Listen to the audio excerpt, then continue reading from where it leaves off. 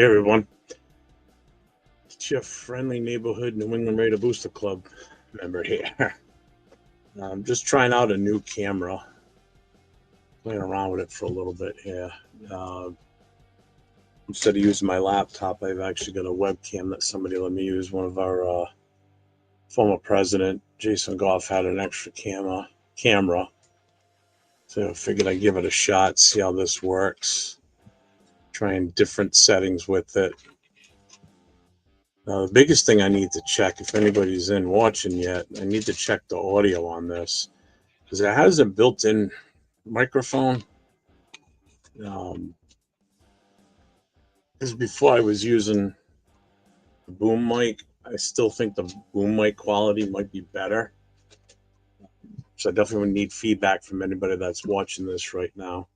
I know it looks like I'm not looking at you as I'm talking, but I'm looking at my screen showing my camera image. The camera is like, where's my hand? Where's my hand? Come on. The camera is like right here. It's right. It's literally right in front of me, right below the picture on the screen.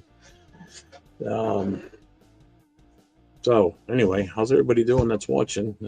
Again, just let me know how you're hearing things, what the sound quality is. If the quality is good or bad. I definitely want to try and use this, I think, for the future for shows that I want to do.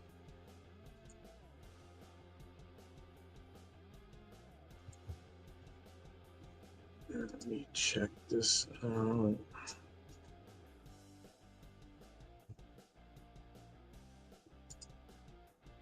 Let me see, bear with me here. I'm messing around with some other stuff.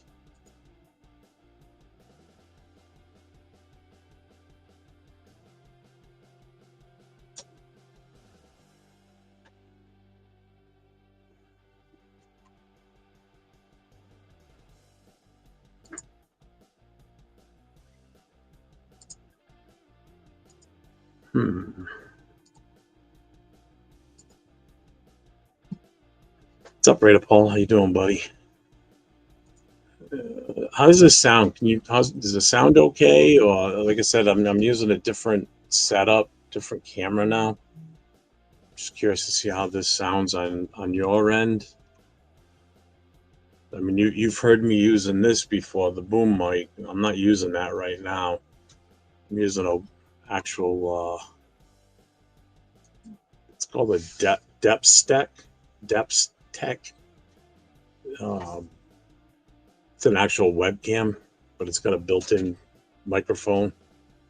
So I'm just wondering how it sounds on your end compared to when I use the boom mic. It does sound good? All right. All right. Thanks, Funky Monkey. Funky Monkey. Beastie Boys, man. You can't beat the Beastie Boys. So I'm not going to be on long. Just figured I'd pop in for a few minutes. Just see what everybody's chit-chatting about, what anybody wants to talk about, anything specific going on with the Raiders organization. We had the fallout come down yesterday that they fired Telesco. So that changes the whole search thing now because now you got a head coach to worry about, and now you got a GM we got to worry about. But head coach first is the priority, especially if it's a head coach that wants to bring in their own guy as a GM. I get it. I understand. It makes more sense, makes it more intriguing for an offer for, a new head coach coming in. How's my day today? Day's been good so far. Had a meeting with a local supplier that the club uses for our merchandise. For, like our shirts, hats, winter hats, like the beanies that we have now. Now we've had beanies before, but we just need to come up with newer ones. We haven't had new hats in a while. So it was myself, my vice president, my treasurer, which is actually my wife, and one of our executive directors came with us. And the reason what we're doing is we're trying to. I wanted to get an online store set up for Booster Club stuff. Now that we've got such a bigger footprint in social media platforms between YouTube, TikTok, X, Instagram, Facebook. We've got a pretty good sized following. YouTube, we're up to over 740 subscribers now. Just need to work on the viewer hours. TikTok, we have over 20. Where are we at? 28. We're at almost 2,700 followers. We're at 2,692 on that. X is going slow. I haven't really put a lot of effort into that one. We're only at like 73 on that one. Instagram. Now, Instagram was brand new when the season, pretty much just after the season started. We're up to 802 followers on that, so that's been actually growing pretty damn steady. I'm happy about that. But yeah, the goal is to get an online store open, and I wanted to keep it local. Like I could have just gone through Shopify to set it up. People that are not familiar with the Booster Club, we just had elections in December. I've been the vice president of the club for the last 12 years. President stepped down in the last year, so I was like the acting president for most of the year last year. We had elections in December. I won the position for president, so I'm the president of the club now. I got a new vice president, treasurer, and secretary. The treasurer is my wife. She was brought in as an interim treasurer during the year last year, so she won her election seat for the treasurer. So she's our full time treasurer now. Secretary is Mark. He stayed. He was the treasurer prior to. I mean, secretary. So he won his position. But part of the executive board, we have what we call three executive directors. They're board members. They're voting members for decisions that the executive board makes for the club, and that's a 3-person position. One was incumbent. That's Bruce. He won re-election, and then we have 2 new members that are now part of the executive board as executive directors. We have Carlos and we have Dennis. So Dennis, Tony, our vice president, Dawn, and myself, the 4 of us went and met with the owner of Coolia Creations. Like I said, they're the ones that do all our merchandise, our shirts, our hats, all our ad specialty stuff, the challenge coins that we have. Because for our 20th anniversary, we did challenge coins for the club. Let me take a look at that. We have challenge coins that we did for the club on the back, because we just had our 20th anniversary this year, so that's the back of the coin. We had special 20th anniversary T-shirts made. So yeah, so we've got a bunch of inventory that we want to put on that store, and then new stuff coming up.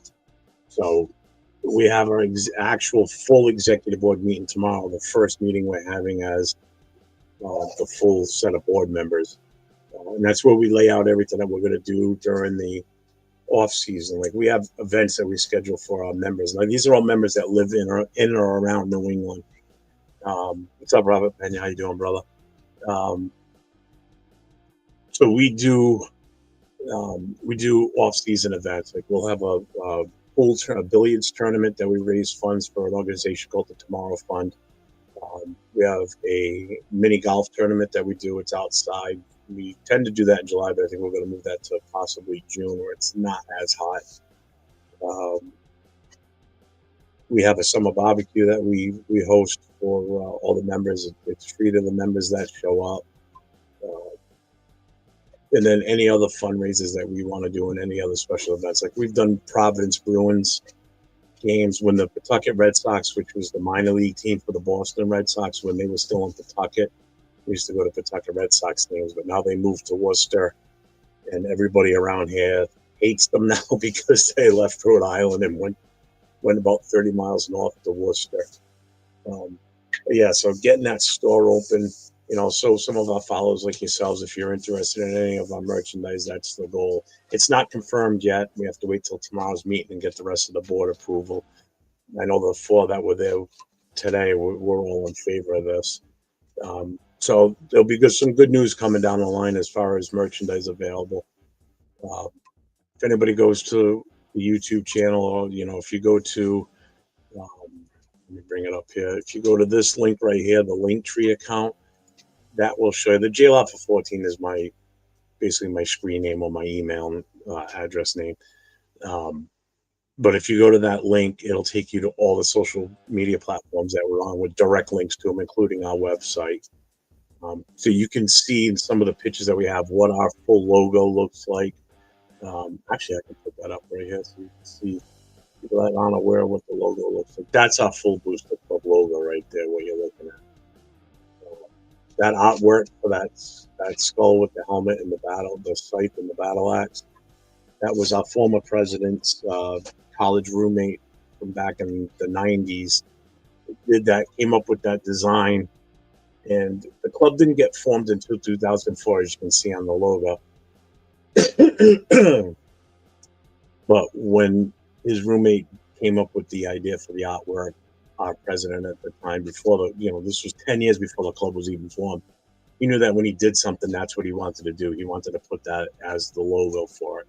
So that's been our logo since day one in 2004, and will always be our logo. We might just make some changes, modifications, so like what type of shield is something we put around it, because it's time to switch up a little bit. But that logo itself, as you see, it will stay the same. But that's what our current club logo looks like. And yes, it does say official Booster Club of Las Vegas Raiders. Um, we when they were still in Oakland, we were a actual organized, recognized booster club by the Oakland Raiders. It listed on the Raiders.com website. Um, you know that was a big deal to get recognized by that and getting the approval of the Oakland Raiders to become the representative for Raider Nation here in the New England area. We're so far removed from where Oakland is. So being part of this New England Booster Club, I mean, we've got a pretty good sized following on the East Coast. Um, the other clubs in the area, like the DC Metro Club, I don't know if anybody knows Peggy Holmes. She knows us very well.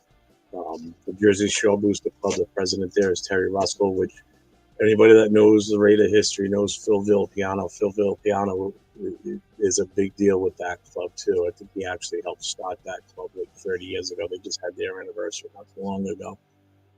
Let's see, where are we here? Catch up on the chat here. Thanks, Funky Monkey. I appreciate it.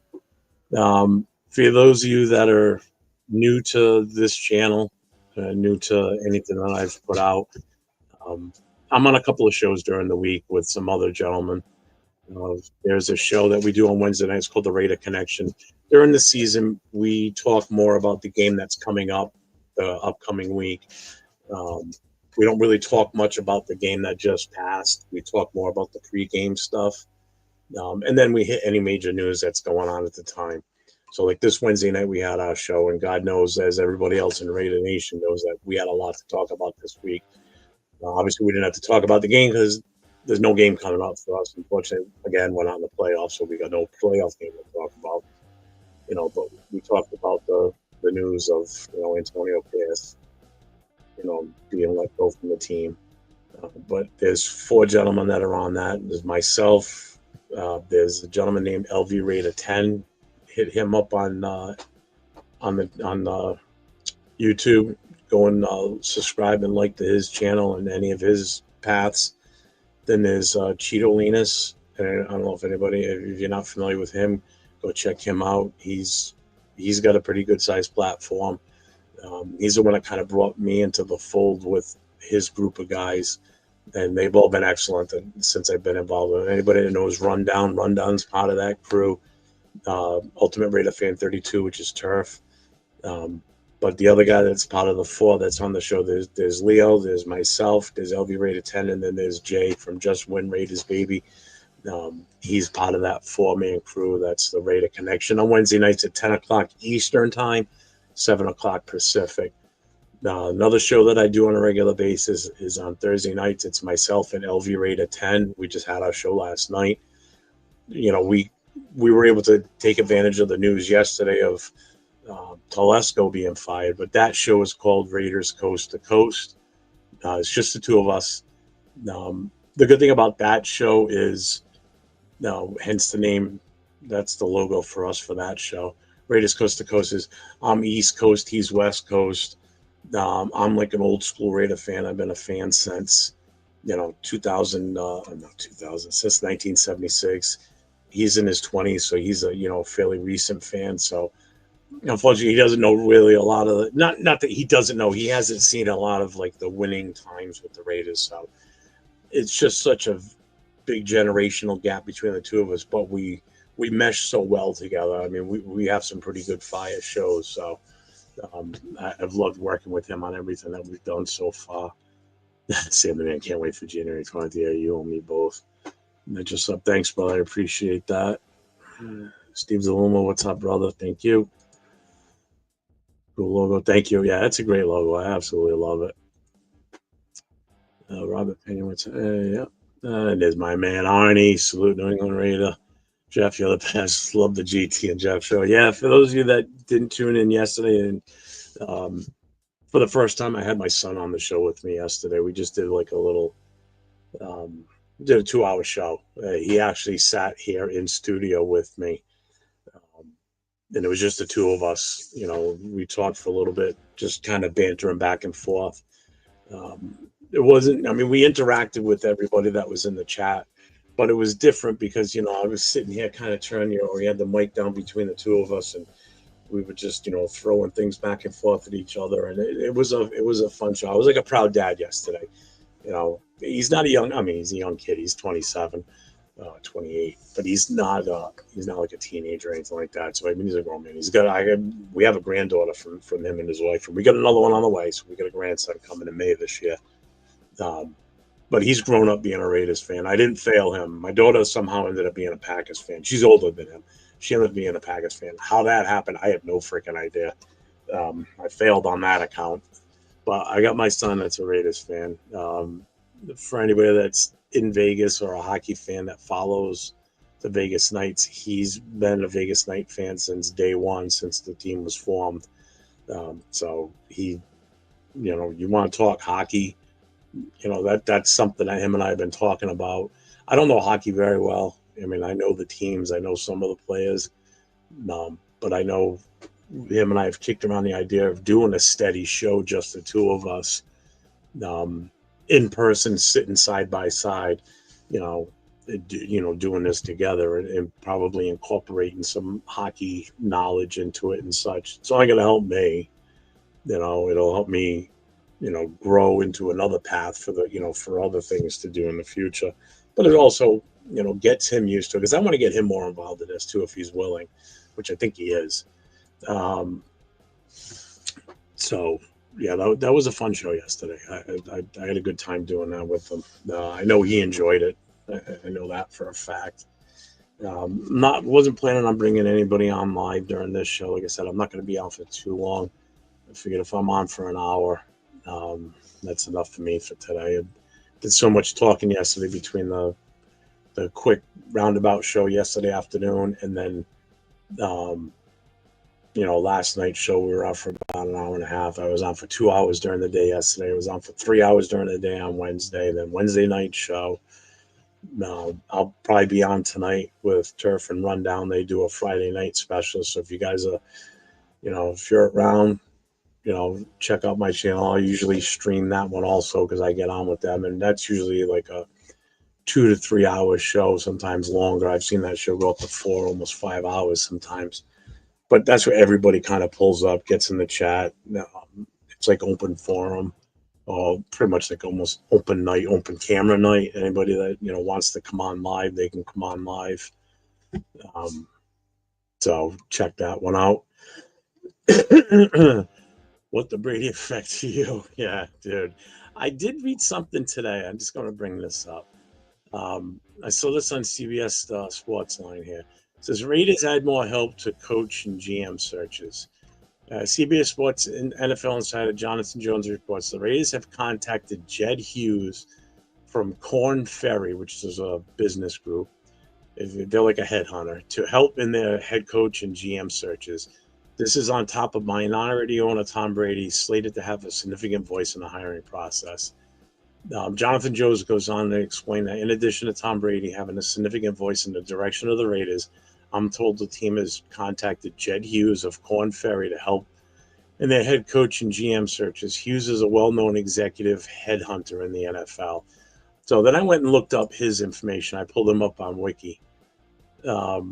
He's a former football coach. He's worked as a graduate assistant at Stanford from 72 to 73. In 74, he joined Bo Schembechler's staff at University of Michigan as a linebacker coach. He was in Michigan for 2 seasons. In 77, he joined Terry Donahue's staff at UCLA. He was the defensive coordinator in UCLA from 77 to 81. In 82, he was hired as a secondary coach for the Minnesota Vikings. After 2 seasons with Minnesota, Hughes joined Chuck Noll's staff as the linebackers coach for the Pittsburgh Steelers. After 5 years with the Steelers, he finished his coaching career with the Cleveland Browns in 1989.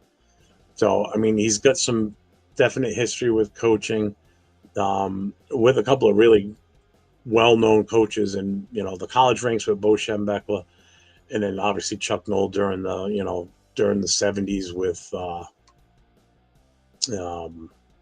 or during that time frame with Chuck Noll in Pittsburgh. So I mean, you look at the linebackers the players that played during that time frame. I confident that he knows this stuff. I mean, he's been working for this other company for a while, so he's good at this shit. There's my guy, LB Rated Ted. Remember, get over to his page, like, subscribe, show some interest. So spread the love, show the love. Yeah, brother, I'm testing out I got a new camera. I gotta move it because I can do this now too. I can zoom around. Oh, you can see my laundry room, which is what the room I'm in, and the rest of my setup here.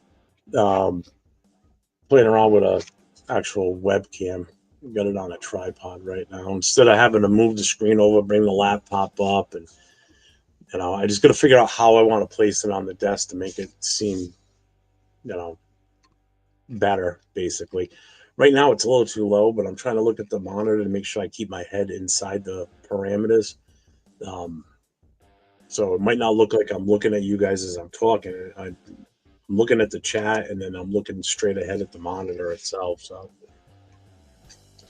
Yeah, I'm grinding, but I'm only going to be on for about an hour, so I don't want to be on here all day today. I just wanted to hop on, test the mic, test the sound. Yeah, how's the sound? How's the sound to you, Nate? Does it sound good? Or I know Raider Paul said it sounded good on his end too. Let's see, tonight is versus Howard QB and playoff game. Oh, that's right, that game's tonight too. Damn. Yeah, that should be another good game. Last night's game was crazy. I love the way that game finished. Right down to the last seconds, basically, with the getting that field goal to take the lead. And I just love Penn State trying to do the, trying to make something out of nothing with, trying to toss the ball around to at least try and make something of it to get at least possibly a touchdown. But those plays hardly ever work. And, thanks, Arnie. I appreciate the sound check. Yeah, my voice is a little rough today. Been a long couple of days. It's been a long week. We've had a lot of news drop. Like today, I know Ben Johnson's supposed to do a virtual interview with them. Haven't heard whether it's been completed or not yet. I don't know what the time frame was for them to do that with him. It's 4:45 here now, so that means it's 2:45. No, 1:45.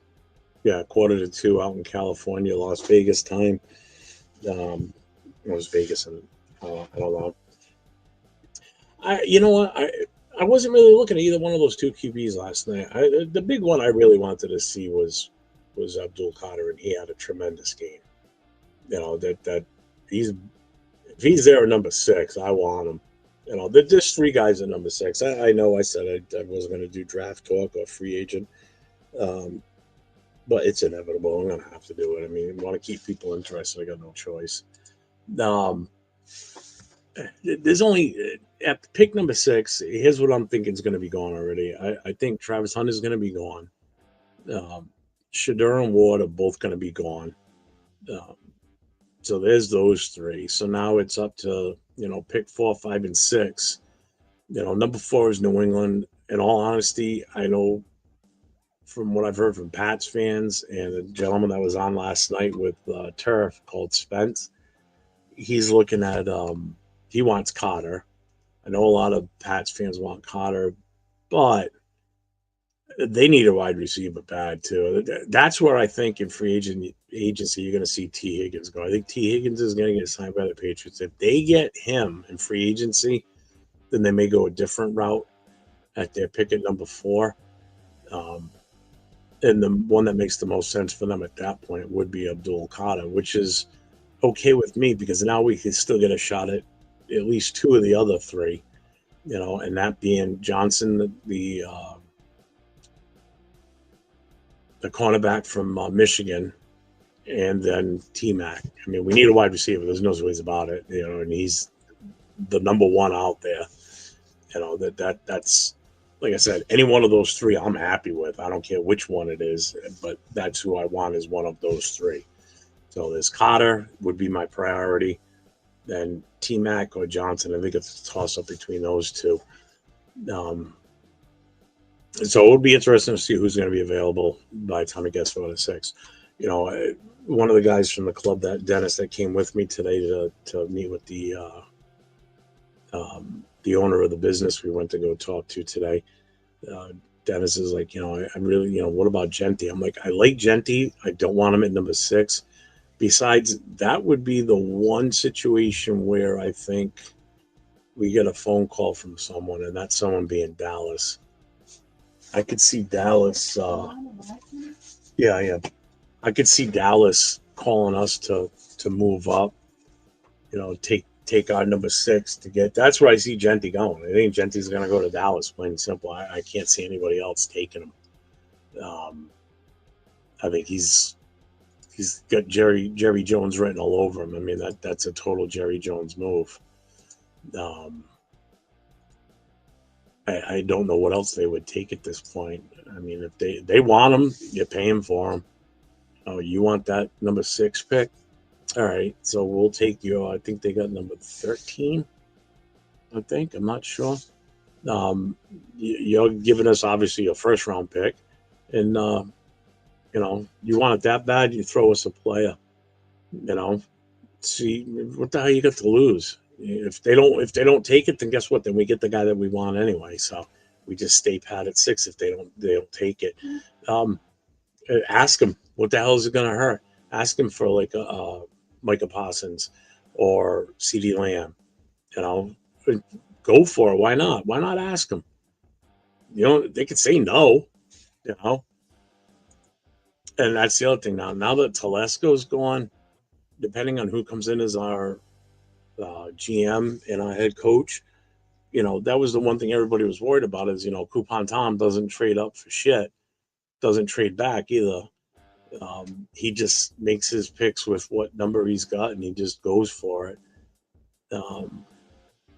And that's the other thing. If we trade up for a quarterback, I'm going to be pissed. I don't want to give up draft equity and draft picks for either one of those 2 quarterbacks when we could get, I think, a quarterback that might even be better than them in the second round, or at least a high first, or a late first round pick that we could finagle our way into. I'm just not sold on either one of those 2 quarterbacks, whether it be Ward or Sanders. I'm sorry. I know the word is out that Mark Davis wants a quarterback. He can still get one without having to give up anything in the draft. You just got to be patient and wait for it, But yeah, I mean, I would. Why wouldn't you ask the Cowboys for either one of those players? It's the worst they can say. No, okay, fine. Then we're staying at 6, and we're going to take the guy we want. Then screw you. Go fuck yourself. It's just what we're going to take. You don't like it? Go pounce out. Then you guys should have lost more games and move up in the draft. I guess that's the only way to look at it. And again, so the search is on for a head coach. We already know who's coming in for interviews. I just want to hear when they're completed, who confirmed. I know today I saw, where is it? Aaron Glenn. Yeah, here it is. Aaron Glenn declined to interview with the Patriots. He said he's not interested in the Patriots head coaching job. He declined the interview request from the New England, per reports. Fine by me. I don't care. I mean, this is Aaron Glenn's schedule right now from the way it looks. So he interviewed yesterday with the Jets. This morning he interviewed with the Saints. He's got the Raiders this afternoon. Saturday he's got the Jaguars and the Bears. So again, these are all being done virtual because his team's still in the playoffs, so he can't do anything. Now, would you give Maya a 6 pick to Browns? You mean give up Michael Mayer and a 6 pick? I'm not sure I understand how you're wording that. Would you give Mayer a 6 pick, Browns second pick? Oh, I see what you're saying. So give our 6 pick to the Browns along with Michael Mayer, and then we get their second pick in the draft. No, no, I don't want to get rid of Mayer either. You know, he's not. I know he's not the same mold as Brock Bowers as a tight end goes. He's a better blocker. I'd rather have him for the extra security on the blocking packages that a tight end does. Um, I don't think you get rid of him. I don't. I don't. I don't want to get rid of anybody or any picks to move up into the early picks in this draft. I just don't. Um, I've never been a big fan of moving up like that, um, especially for in my opinion, mediocre to quarterbacks. If we're gonna move, it should have been last year, like Jaden Daniels. We tried. I know we did. Everybody knows that if we would have made that trade or pulled that trade off, it would have cost us a fortune. Um, I'll tell you who I don't have a problem trading away this year, and everybody that follows me knows my feeling on this. Um, Teams come calling for Max Crosby. Guess what? I'm listening, and you better make it a damn good offer. But I'm willing to part ways, especially if we keep the 6 pick and we can grab an Abdul Carter, and he can come in and perform, you know, somewhat close to the level of a Max Crosby. He's going to come in and he's going to blow Tyree Wilson out of the water. The fact that we picked him at number 6 a few years ago or 2 years ago, and he's just now starting to show any signs of life, and he's still nowhere even close to the caliber player of Max Crosby. That just doesn't work in my eyes. Sorry. Um, so yeah, I mean, somebody wants Max Crosby that bad. If they think that he's their final piece of the puzzle that's going to put them over the top to, make him win a Super Bowl, then pay up. You're paying. We want some picks. I want at least 2 firsts, and then we'll go from there on the negotiations. I want a first this year and a first next year. But we also have to look and see. Have to go back because I don't remember what it was. Have to go back and look at what we got for Khalil Mack when we traded him away. What was it? I don't remember off the top of my head what we got. I know we got a first round. I just don't remember the parameters after that. But so, I mean, for Max, we're getting at least their first round pick this year, whoever it is, and still keeping ours at number 6. Again, it's the same situation. If the value's not good enough, then we keep him, obviously. He's out of guaranteed money, so we would have to, if we want to keep him on a more long-term basis, we're going to have to pay him, like restructure his contract, try and work with him in that aspect because he's only probably got one more big payday in him. And he's still got 2 years on the contract. So he's either going to renegotiate for a bigger contract, and by doing that, it would be being traded away to another team where they rework his contract and give him that payout that he's hoping for. And then it's off our books. We don't have to worry about it at that point. We re-sign him to, if we restructure his contract now, it's going to cost us money at this point, whereas it'll cost us more in the long run. So let's see. Will Tom Brady trade the farm for? You better not. You better not. I know that's his boy and all that crap. We trade Max for first and second this year. First and second this year depends on who the team is and what pick they have. Um, but still, even a later first round pick is still pretty damn good. I don't have issues with that. Um, but it's time for us to do some wheeling and dealing and get extra picks, not lose picks to grab a quarterback. I'm sorry, that's I think that's unacceptable, and that's not something I want to shoot for or want to do. I don't like that idea at all.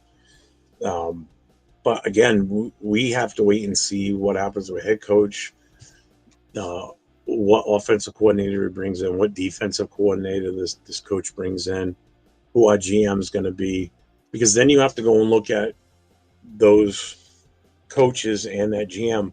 What's their history in the NFL? Like, what have they done in the past with their schemes that they run on defense and on offense?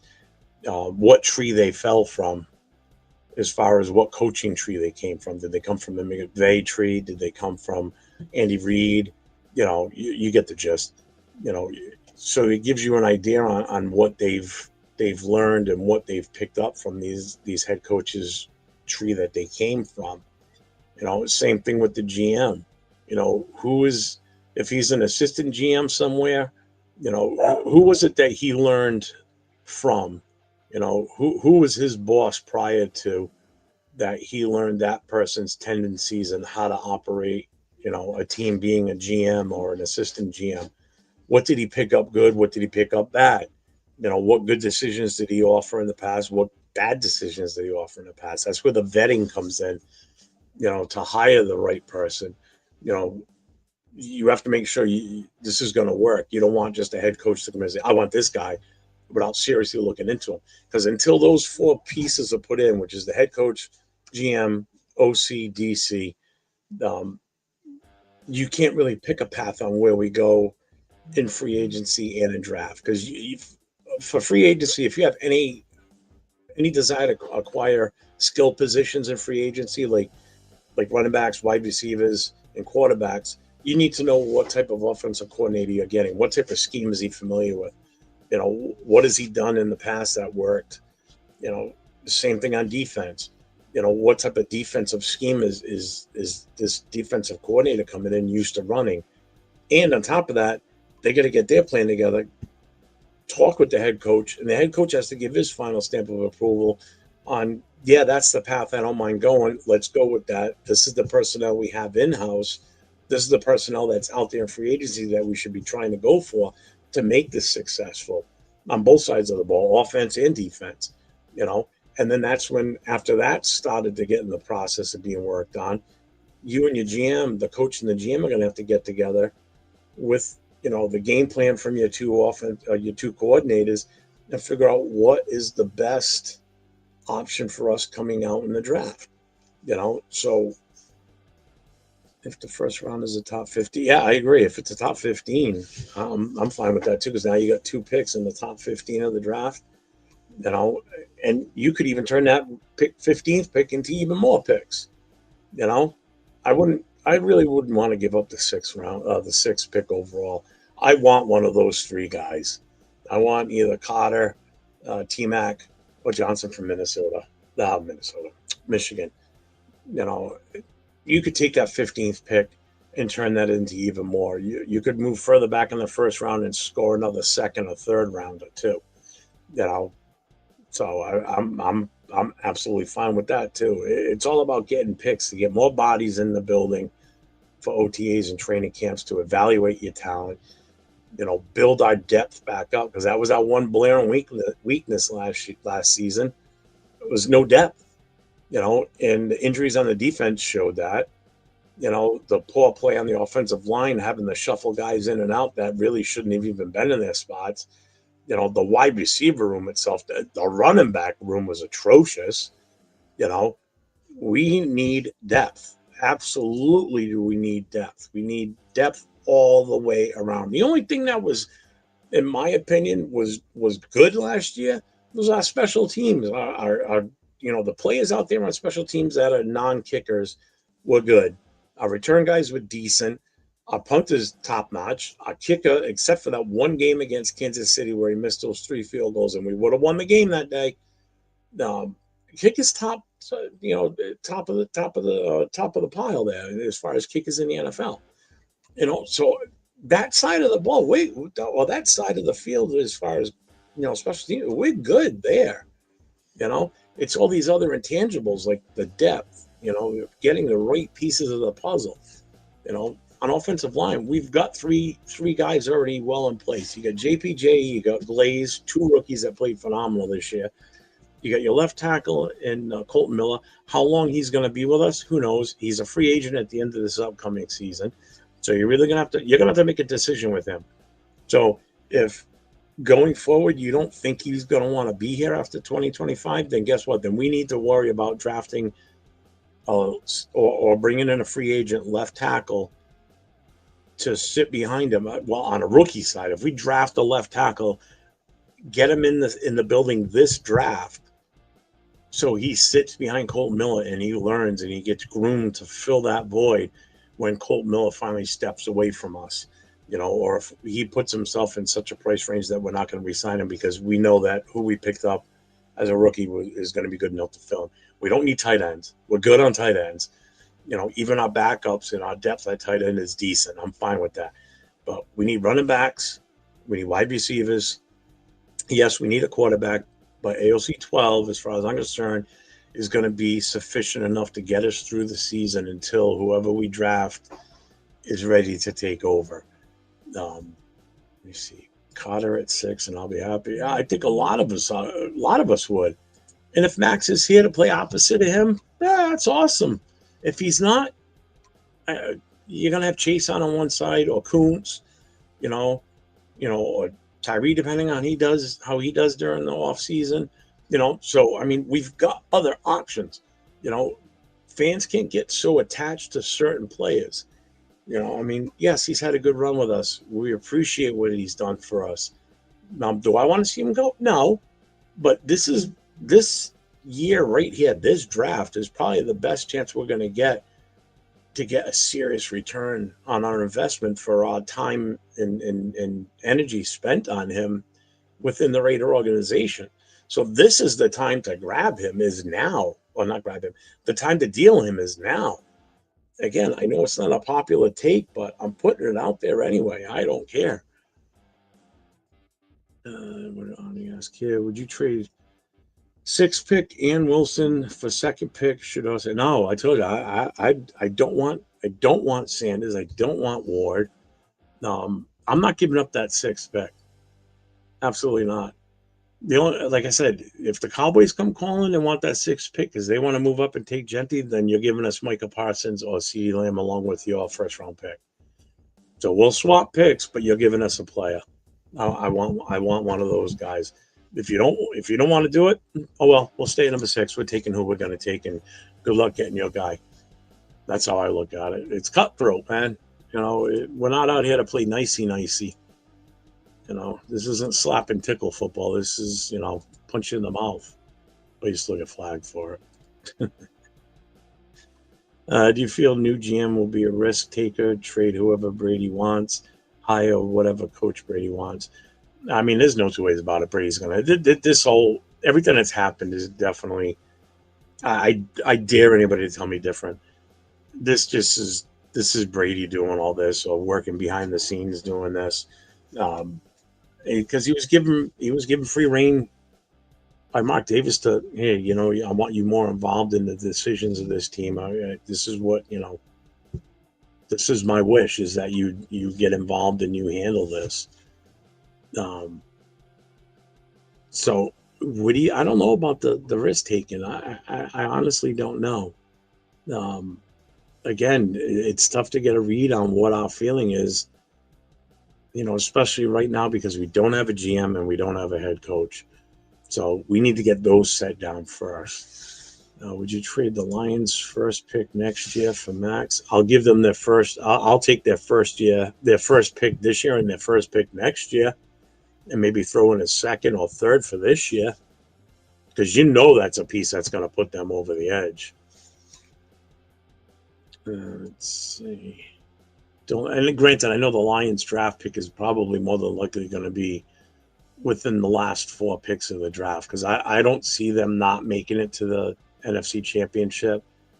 I mean, I'm picking them to go to the Super Bowl, no two ways about it. So, worst case scenario, they got the 31st or 32nd pick. So, they're either winning the Super Bowl or they're not, you know. So, and again, best case scenario for us would be they lose in the NFC Championship game, which then means they finish with the 29th, 29, 30, 31, 32. Yeah, the 29th pick.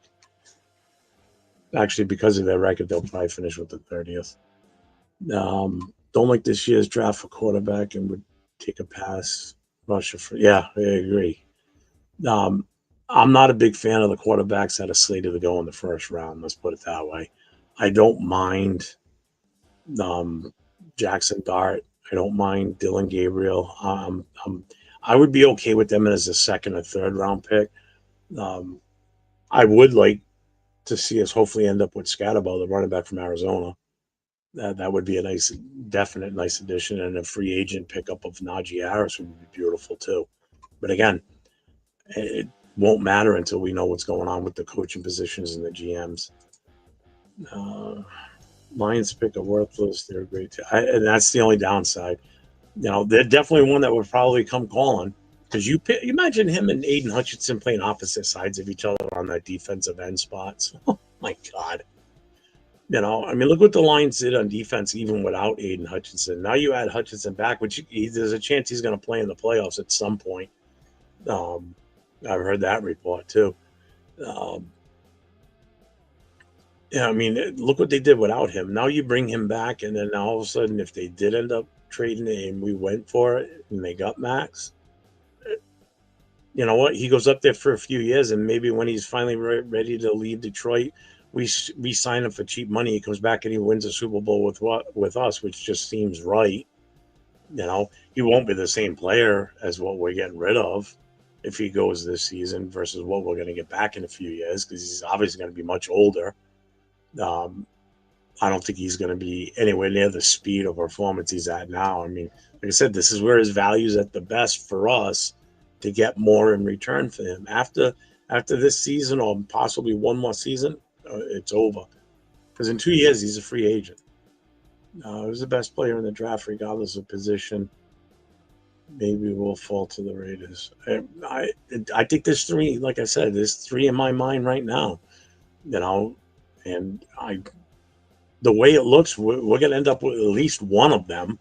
It's Abdul Qadir, Johnson, the cornerback from Michigan, and T-Mac from Arizona, the wide receiver. Those, in my eyes, are the three picks that I hope one of those three are there with us. Let's see. In my belief, without Ben and Glenn, won't be as good team as so Lions' first pick year will be high. Trade for Hendon Hooker in that trade also. Yeah, I'm hearing Hendon Hooker name a lot now too. I know one of our guys in our club wanted us to draft Hendon Hooker so he could get a jersey just because it would say Hooker on the back. Would take Penn State. Yeah. Best player in the draft just by talent. Yeah. I mean, that's why I think Hunter is probably, because you're talking what? You're talking, what's the draft order? Hang on. I gotta look at the draft order real quick here. It is, so what is it? Tennessee. So it's Tennessee, Cleveland, and Giants, and then the Pats. So I see the Titans taking a quarterback. It's just a matter of which one. Cleveland, I don't know what they're gonna do. They could stand pat and not take a quarterback.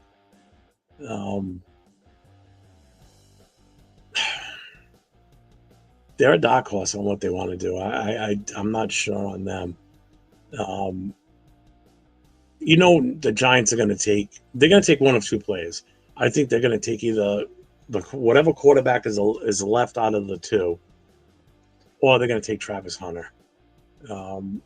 Patriots, their main weakness right now in New England, and I only know this a little bit more than most people do, is I mean, there's a chance he could go to New England too.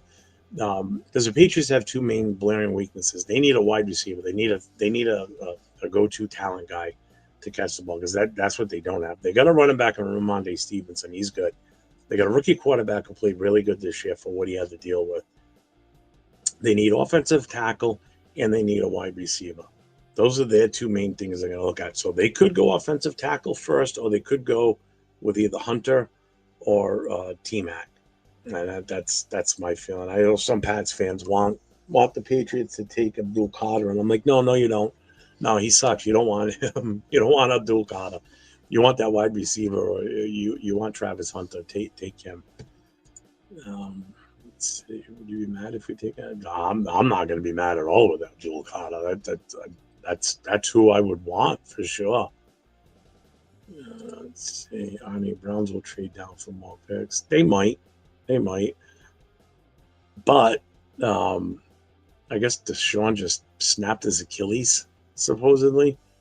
So he probably won't even be ready for next season at this rate.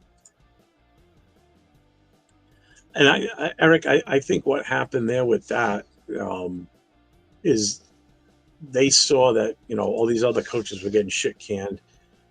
I think they looked at Mayo as they made a mistake type of thing. Like, because he had a contract signed when Belichick was still a coach here, that if Belichick ever left, he was going to take over as the head coach. So they were able to sidestep that whole Rooney rule and put him in place if Belichick left. He was named like the successor in his contract.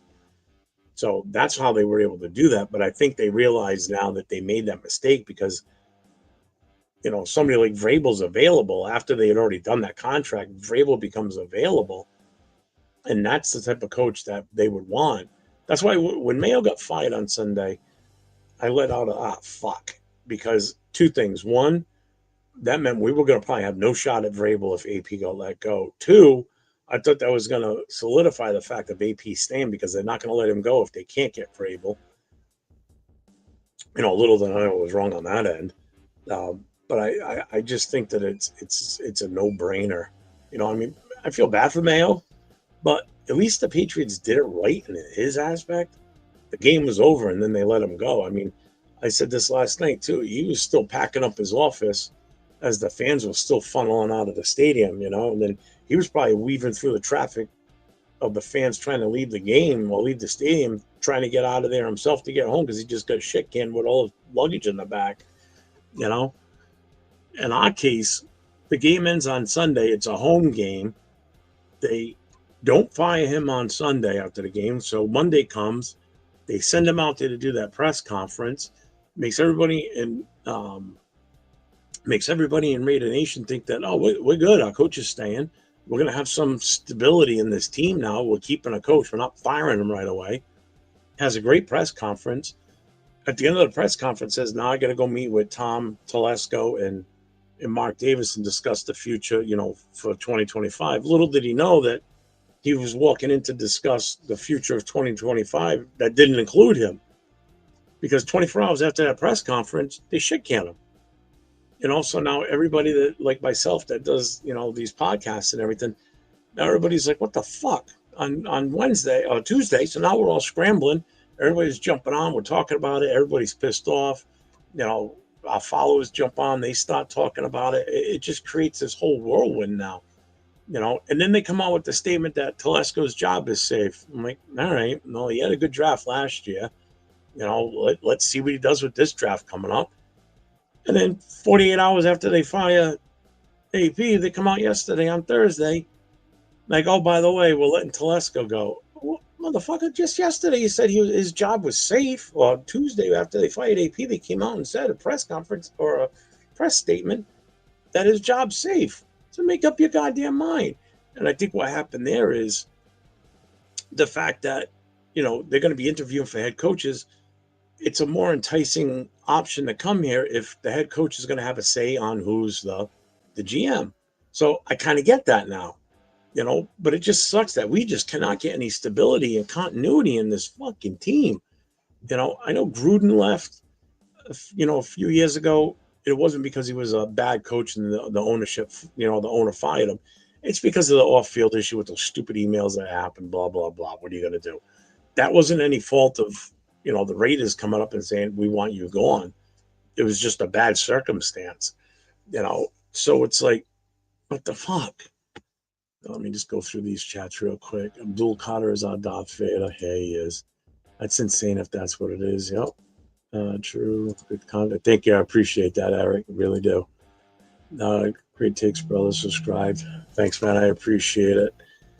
Abdul Qadir dominated Notre Dame on every other snap with a hurt shoulder. The Darth Vader is a monster.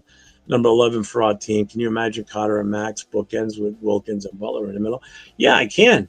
I really do. This is why I don't want to see Max go. But if teams come a calling, I'm a listening. And if I'm the GM, because if the offer is too good to pass up, I'm fucking taking it. I'm sorry. Trade Wilson for Hendon Hooker in second round. I'm fine with Wilson going, to be honest with you. I'd be good with that. Trade on it. Yeah. I'm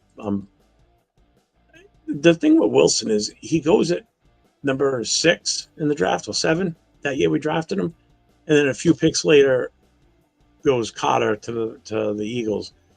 Cotter in his second year makes the Pro Bowl. I'd stepped up his game. The Eagles took a risk on him. We didn't. We played it safe and went with Tyree. How's that working out for us? And another chance that we could have grabbed somebody that could have been a better player than what we grabbed. Go back to Jamarcus Dum. We pass up on Adrian Peterson. Megatron, we pass up on him, and we grab that boob. If we get Johnson, we'll probably trade for Hooker.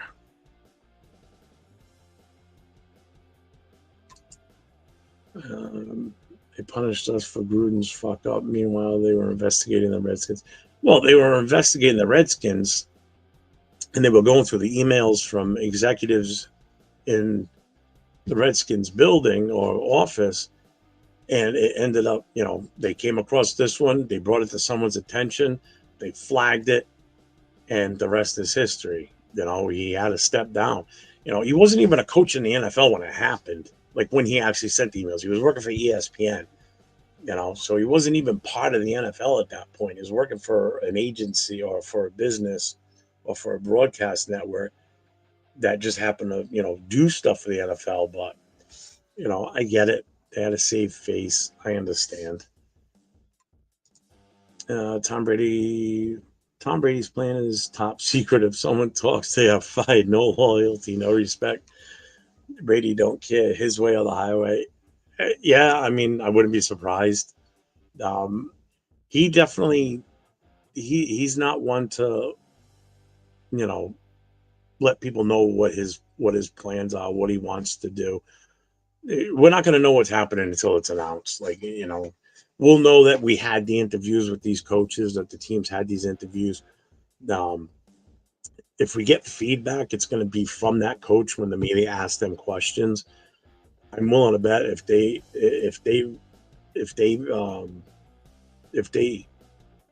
interview or somehow get a mic in the face of Tom Brady, Mark Davis, no one's going to say shit. They're going to be like, well, we're working on it. It's an internal thing. We're working on it. They ain't going to say anything. Because Brady came from that Belichick. But people saw what he was like in press conferences. Somebody asked him, well, how's the injury on this? It's day to day. We'll know more later. He wouldn't come out and tell you, like, oh, he's nursing this, nursing that. He was very close to the vest with his information on players and personnel moves. And Tom Brady, if you don't think he picked up on how to do that, or, learn from him by, about that, then you haven't watched much in the NFL. Tired of having different coaches every other year. Yes, please, Mark Davis, just stop, pick coaches and GM and let's go Raiders. I agree. We got no continuity. There's no consistency going on. It's every year. It's just end of the season comes and it's like, all right, let's see what kind of shit show this turns into. Now the season's over. Except for last season, the season ended. He was an interim. They made him the head coach. This season ends. It was a disastrous season. And ensue shit show talk. All right, AP's gone. Tom Telesco's staying. 2 days later, okay, Telesco's gone. We're going to bring this guy in for an interview. We're bringing this guy in for an interview. We're doing a Zoom with this guy. It's like, when does it ever end? You know, some that are new to my channel, I've been a Raiders fan since like 1976. So I've seen us through the really, really good years. I've seen when we were a knockdown, drag down, drag around, beat up the fucking other team's players. You know, I've seen the finesse side of it. I've seen the game evolve with the Raiders.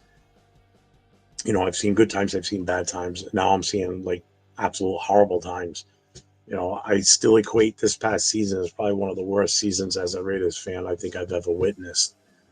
Um, Even worse than our 1-15 season. This was just awful. The team just could not get out of their own way to save themselves. And it's not that we were a bad talent wise team or a bad team. We weren't even, I don't even think we were the worst team in the league.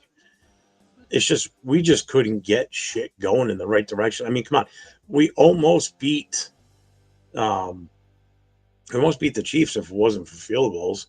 You know, the defense sacked Mahomes 5 times in one of the 2 games. You know, so I mean, this showed promise against the Super Bowl champions. We almost beat them in their home stadium, and we almost beat them in ours. You know, it's like, are you shitting me? You know, losing somebody like Wilkins hurt. You know, we lost him before he was able to get to these interdivision games where we would have had a problem. Sorry, my throat is like super dry. I don't know who physically ratted him out.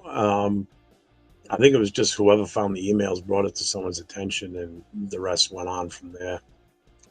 If there were names spoken as to who did it, I don't know. Yeah, fair rate. I remember. I think you said this last night too. That you're from that same time frame. You know, so I mean, you've lived and experienced the same shit I have. You know, sorry if you guys hear my dog barking in the background, or somebody must have just pulled up. But they ain't here for me. Unless it's the cops and I did something. Yeah, it is a different, entirely different organization and mindset.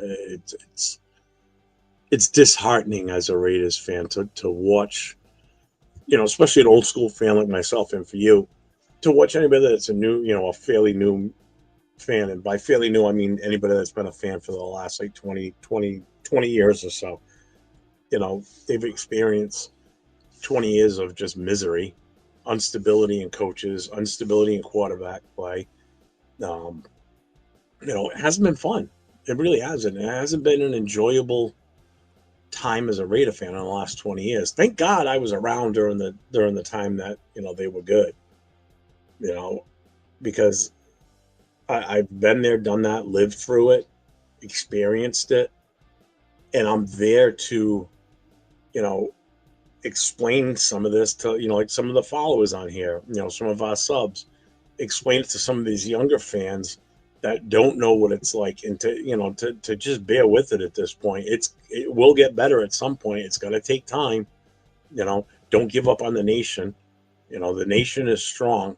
But the only downside is some of us old school guys, we're going to start dropping as time goes on. We're going to be 55 in a few months. So my time's limited going forward. It's been 40 something years since I've seen us win a Super Bowl. I was 6 years old when we won the first one that I got to see. Or the first one. And then saw the second and the third, thinking we were going to go to more. We did go to one more, but we got blown out. So these newer fans that haven't had that chance to experience what it's like to see the winning culture with this team, it will come. I think by what just happened this week, it's them committing to, we gotta do something. And it's just like a demolition team at a construction site. They pushed the plunger and they just boom, they demoed the whole thing.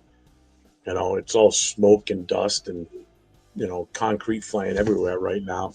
Or in this case, helmets and body pots and cleats. Good luck to Brady, Land Johnson, or Mike Vrabel. I pray to God, I hope it's one of those two. I know Pete Carroll's supposed to come in. I like Pete Carroll. I'm not saying he should be the coach.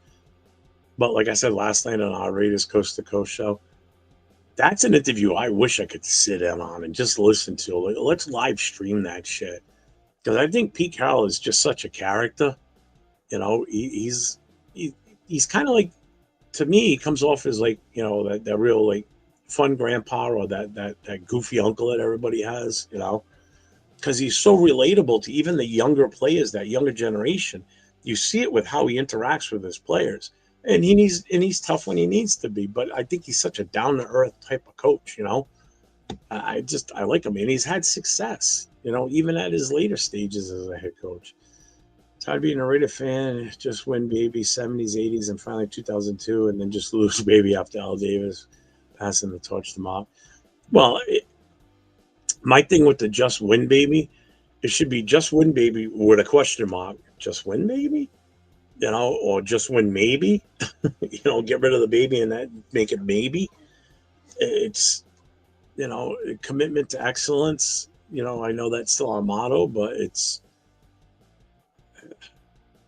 hard to keep using those terms when it's just been such mediocrity for the last few years and dysfunction, inability to hang on to good players, you know. So we are three ringers, one day to get four, hopefully. Yeah, me too, man. I want to see one before I, you know, shuffle off this planet. No, who'd you take for coaching GM?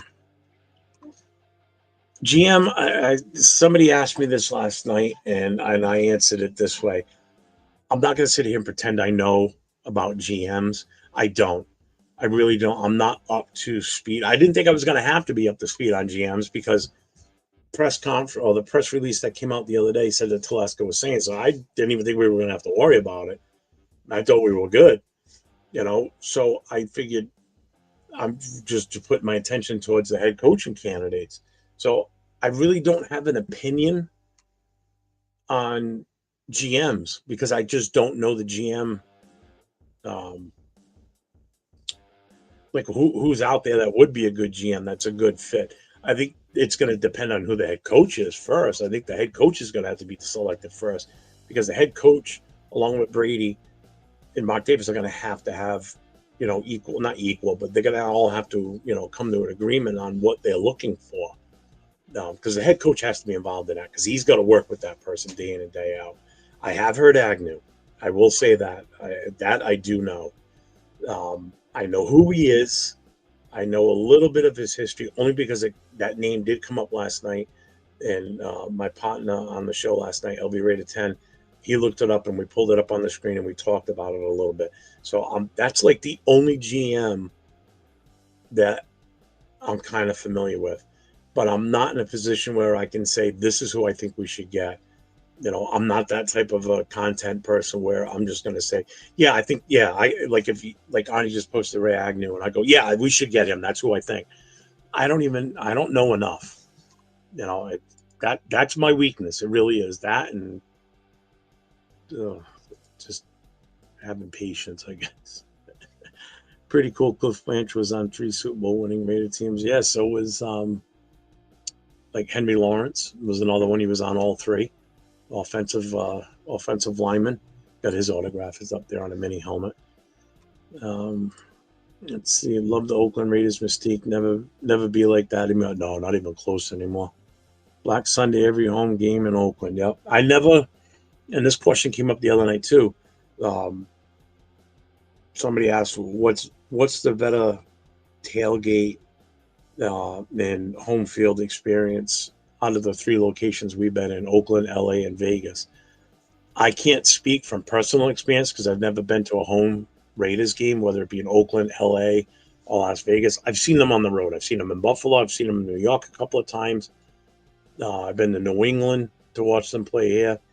I've never been to an actual Raiders home game. Only way I can comment on this is members from the Booster Club from here in New England that have gone out there to all 3 different locations that have experienced all 3. They all say the same thing, that Oakland by far, whether it be the tailgating or in stadium, is by far the best. You can't beat Oakland. That's the only comment I can give on that. I have no personal experience about going to seeing the Raiders play in any one of those three locations. Um, but I would probably have to agree, because the Raiders' mystique is Oakland. There's no two ways about it. It's like you think of the Raiders, you think of Oakland. I still, to this day, slip sometimes and call them the Oakland Raiders. It's almost like tough to get those words out of your mouth to say Las Vegas, or LA is kind of easy to say too, but Oakland, it's just, so much of what I own for, memorabilia and Raider gear is stamped Oakland, because that's the era I grew up in when we were in Oakland, and then we made the LA move. I got a lot of LA stuff because I went to California, visit a family at the time that we were playing in LA. So, it was easy being in LA and getting Raiders stuff there that said LA Raiders because it was everywhere. You know, I've been to the Coliseum, but not during the season. I was there in July. Yeah, it was July we were out there. I went to the Coliseum, walked up to the gate, looked down on the field. They had a Raiders store right there outside the stadium. So I went in and I spent pretty much all my money I brought with me for the trip. I was 15 years old, so I bought all the Raiders stuff because back then there was no online stores, and it was flipping through magazines if you could find something. Or I'm really gonna age myself here. The Fair Raider might know what I'm talking about. The Sears catalog. That's the only way anybody on the East Coast, or outside of California could get anything, Raider gear. You occasionally might see it in your local department store, but it was very far and few between out here in this part of the country. Now you can get anything. The one thing I still have though from back then, I still have a lot of you guys might not remember these, but the original starter jackets, the satin black ones. Every team had them back then. I still have my original one from that era. I personally don't have it. I gave it to my son because it fits him, or it did fit him. It definitely wasn't going to fit me anymore because that goes back to my teenage years. But that jacket's still here. So that jacket's 40 something, 40 years old, and it's still kicking around. It's more than 40 years old, and it doesn't have holes in it. It's not damaged. The inside lining is white, so yeah, it's shown the dirt through the years, but it's not like gross. But it's cool that I still have that because the only ones you really see now are like any of the newest styles that come out. When they try and do the replica starter jackets, but I have the original style. Um, yeah, like I said, if I knew more about Ray Agnew, I could agree with that. Sala, I do like that one. I do like that. Been to all three. Oakland is home base. Los Angeles second. Vegas tourist. Yeah, it is. I said this when we first announced that we were going to be going to Vegas. I said it's going to be a bad move. We're never going to have home field advantage there. It's a vacation destination. These casinos are going to scoop up tickets, and they're going to do them as package deals to entice fans. So we're playing the Giants. So guess what? Casinos are going to put out package deals for Giants fans to come on out. We'll give you the hotel for this price, and we'll throw in free tickets to the game to watch the Giants come here and play the Raiders. It's obvious when you watch the games on TV, and I've got a couple of guys in the club that actually have season tickets. And hang on, one mother's calling me. I'll have to call her back.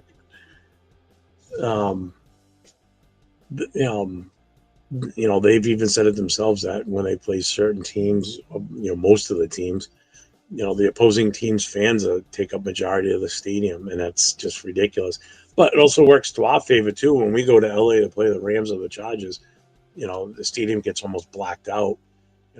There's more Raider fans than Chargers. The Chargers don't have any fans, first of all.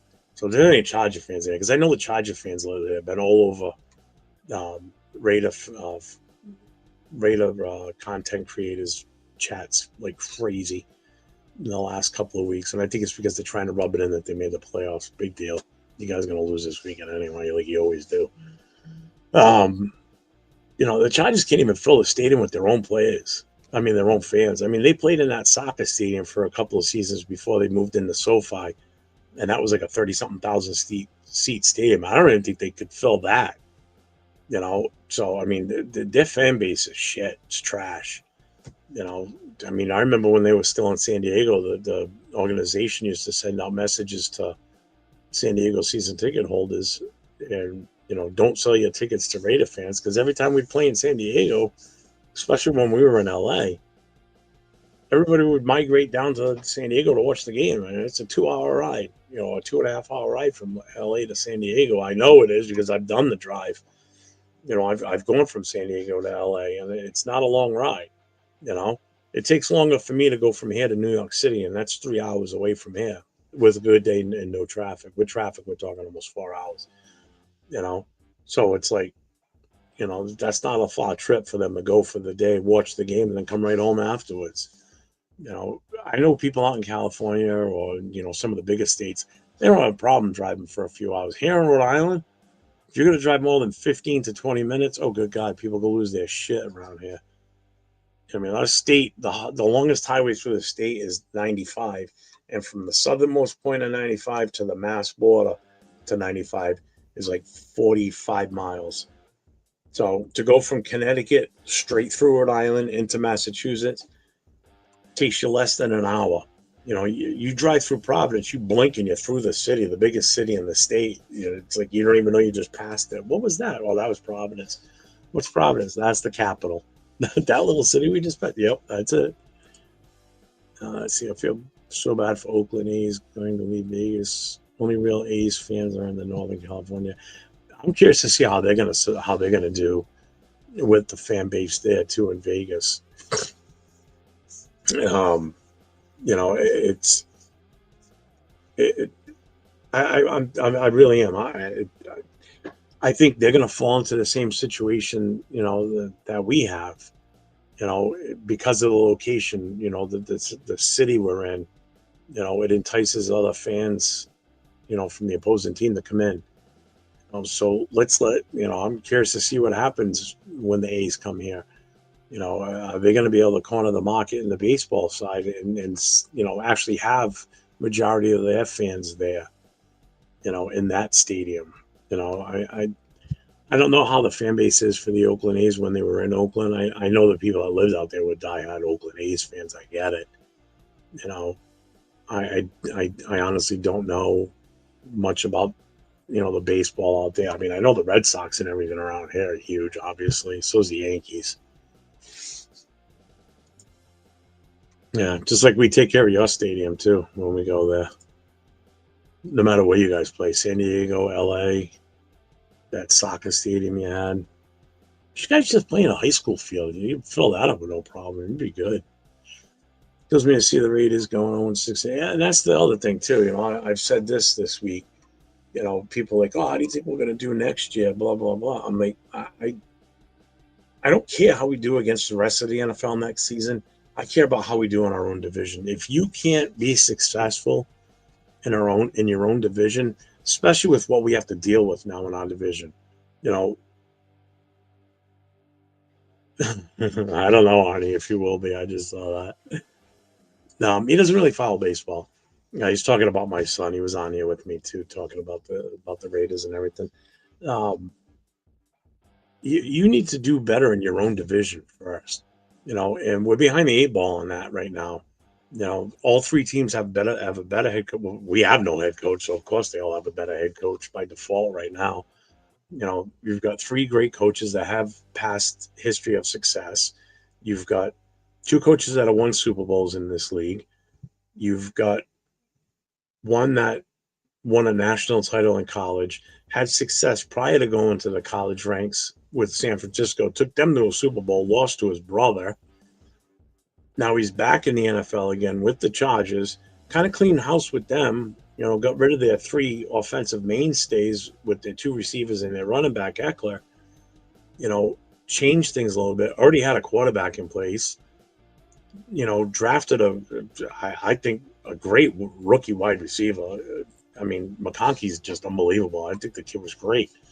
I give credit where credit is due. Trust me. So if you're still in here, Chargers fan, number one, I hate you because you're a Chargers fan. I give credit where credit is due. Definitely. I mean, McConkey was a hell of a player. I know firsthand because my wife had him on her fantasy team and she beat me the last game of the season. So I had to go up against him a couple of times. But anyway, if you can't have success in your own division, when you look at the three coaches, you look at three good quarterbacks now, one of them being a rookie and had a great year. You got three good defenses. If you can't at least go 3-3 next season in our division, then Houston, we do have a problem here. We need to be competitive in our own division before we can even think about being competitive in the rest of the NFL. So again, we need to win at least 3 out of those 6 games within the AFC West. We have to. Um, and again, the other 3 teams have a leg up on us right now.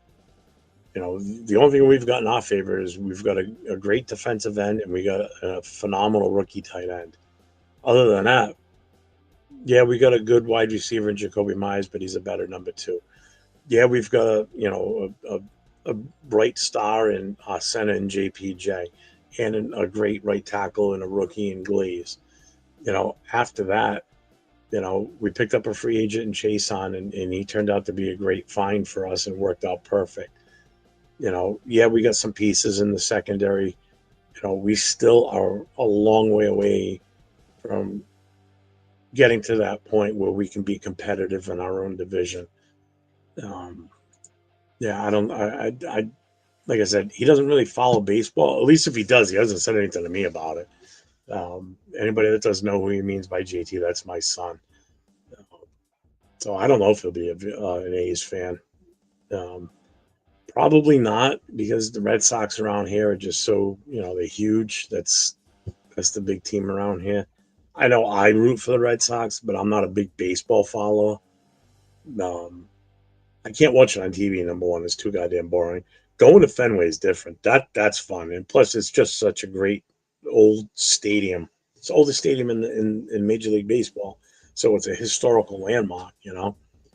Um, so yeah, I don't know about that. I'm surprised he was never a Bruins fan. He never really was. Once the Vegas Knights were formed, he was like, "Oh, I like." You started watching him, and he's been a fan since the first season. Let's see. The Raiders have a good football team. Yeah, it's been a long time now. It's been a real long time. I don't know who you're a fan of, but I'm willing to bet it's probably a Chargers fan.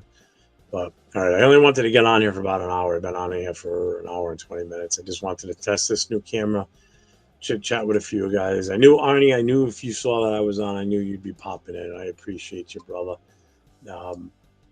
Same thing with Raider Paul and Robert Pena. The 3 of you guys are always checking in when I'm on.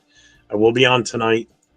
If Turf and Rundown are doing their Friday night show like usual, I will be on there with them and all the other crew, the rest of the crew that gets on. So I'm going to back out of here, rest my voice for a little bit. I've done a lot of talking this week. It's been a busy, busy week. So until then, again, just a quick notice, mention anybody out in California that's in the LA area around these wildfires, be vigilant. Be aware of your surroundings. Get yourself out of that situation. If you're asked to evacuate, get the hell out of there. Be safe and take care, everybody. Go Raiders.